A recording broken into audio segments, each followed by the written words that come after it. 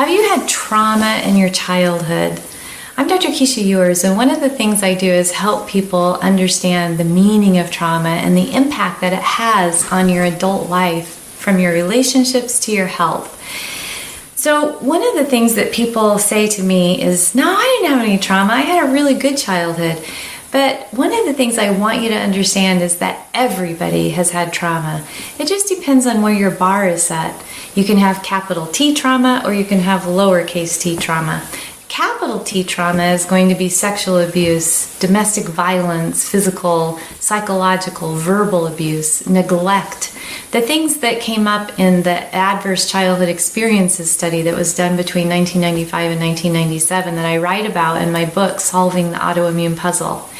But other kinds of trauma, the lowercase t traumas, are going to be things like failing in a test, getting picked last for the baseball team, having a set of friends on the playground one day and then having them all turn against you the next day, being in a motor vehicle accident, having someone that you love die, including a pet.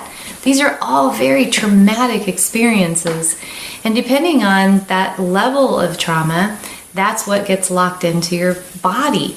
Your body bears the burden of all your traumas.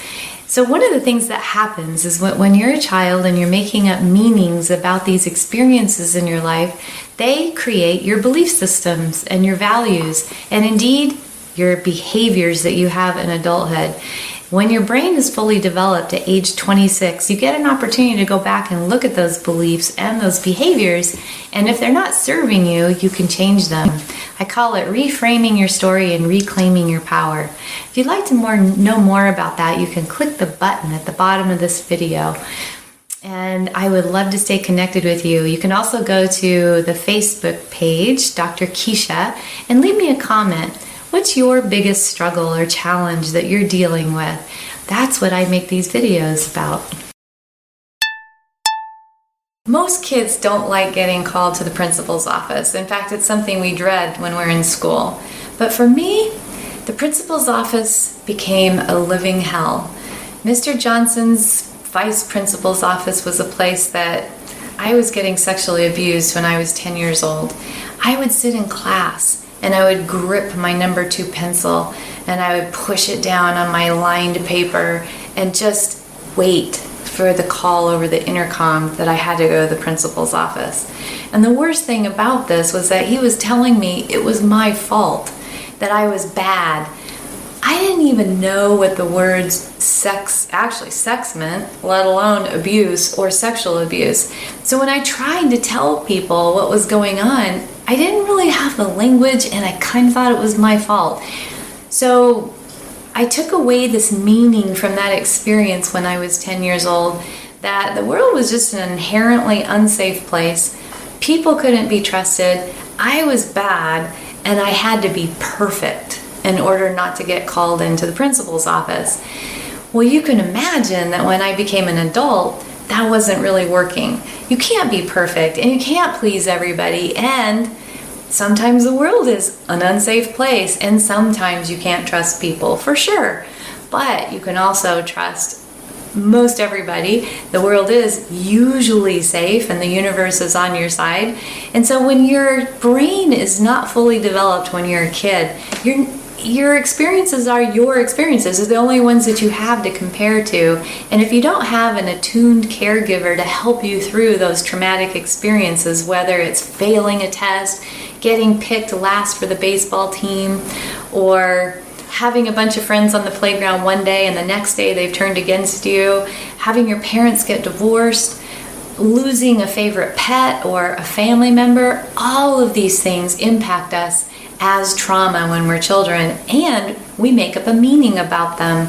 Those meanings create beliefs, and oftentimes it makes us feel quite broken when we get into adulthood and we can't navigate our daily stressors, our relationships, some of the things that happen at work that surprise us, parenting, marriage, all of these things. There was a study that was done between 1995 and 1997 called the Adverse Childhood Experiences Study, or ACEs study. And in that study, what I just described was studied. What they looked at, over 17,000 volunteers, and saw that early childhood adverse experiences impact our health in adulthood. Well, when I was 30, I was diagnosed with rheumatoid arthritis, and guess what? My abuse from childhood is actually linked to my long-term health in adulthood. So in effect, my body was broken. That experience turned on my genetics that are already primed for rheumatoid arthritis. It also contributed to this large rush of cortisol, the stress hormone, into my body all the time. I felt like I was always in fight or flight. Well, kids often have that experience, whether they have physical abuse, emotional abuse, verbal or sexual abuse, or what we call lowercase t trauma. Those things I just mentioned before are capital T trauma. Lowercase t trauma is kind of chronic daily stress. They impact our body the same way.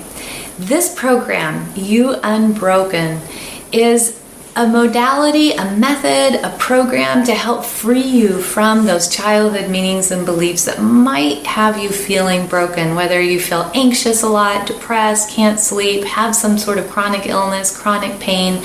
No matter what it is, it gives you a framework for being able to reverse those things and reclaim your power by reframing your story and building new skills.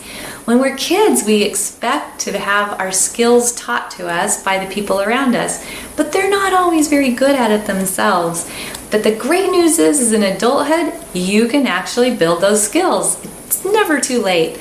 I am a perfect example of that. I reversed my chronic illness, my autoimmune disease, within 6 months of doing this very work.